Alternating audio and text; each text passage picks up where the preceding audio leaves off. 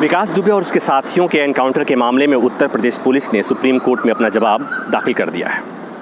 Supreme court में दायर अपने जवाब में उत्तर प्रदेश पुलिस की तरफ से वही बातें कही गई हैं जो एनकाउंटर के बाद पुलिस के अधिकारियों ने समय समय पर कही थी। हलफनामे में कहा गया है कि पुलिस के पास कोई चारा नहीं था विकास दुबे पर गोली चलाने के अलावा, और पुलिस के लोगों ने गोली आत्मरक्षा में चलाई थी।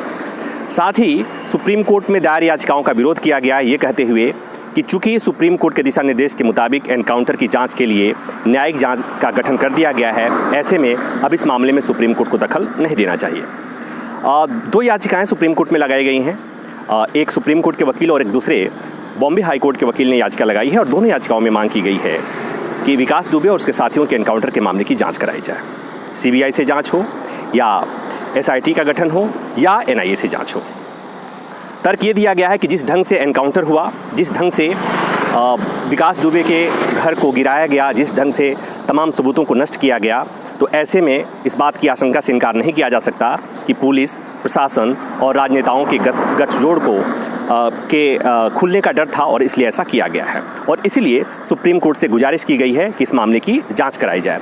14 तारीख को जब इस मामले की सुनवाई हुई तो सुनवाई के दौरान सुप्रीम कोर्ट ने इस बात का संकेत दिया था कि जिस तरह से हैदराबाद में गैंगरेप के बाद एनकाउंटर हुआ था और उस मामले में सुप्रीम कोर्ट ने जो आदेश दिया था उसी के तर्ज पर सुप्रीम कोर्ट इस मामले में भी आदेश दे सकता है। आपको पता होगा कि हैदराबाद एनकाउंटर के मामले में जांच का गठन पहले ही राज्य सरकार ने कर दिया था, लेकिन जब मामला सुप्रीम कोर्ट में आया था, सुप्रीम कोर्ट एक रिटायर्ड जज जस्टिस सिरपुरकर की अध्यक्षता में एक 3 सदस्यीय कमेटी का गठन कर दिया था।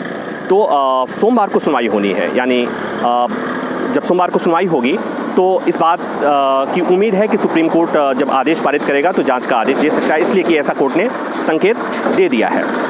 जितने सवाल एनकाउंटर को लेकर उठ रहे हैं आपके मन में, हमारे मन में या कोर्ट के मन में हो सकते हैं, उन सारे सवालों का जवाब देने की कोशिश की गई है सुप्रीम कोर्ट में दायर हलफनामे में।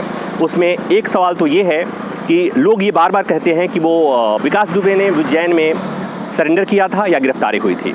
तो यहाँ पर पुलिस ने कहा है कि विकास दुबे ने सरेंडर नहीं किया था, गिरफ्तारी हुई थी। दूसरी बात ये कही गई है कि जो एक आरोप लगते रहे कि विकास दुबे को हथकड़ी क्यों नहीं लगाई गई थी, उसका भी जवाब देने की कोशिश की गई है।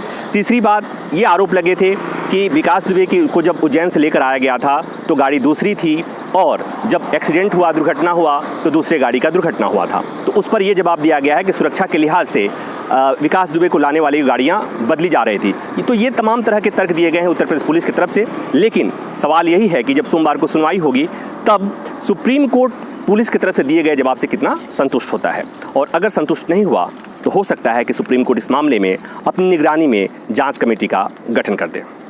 प्रभाकर मिश्रा, न्यूज़ 24, दिल्ली।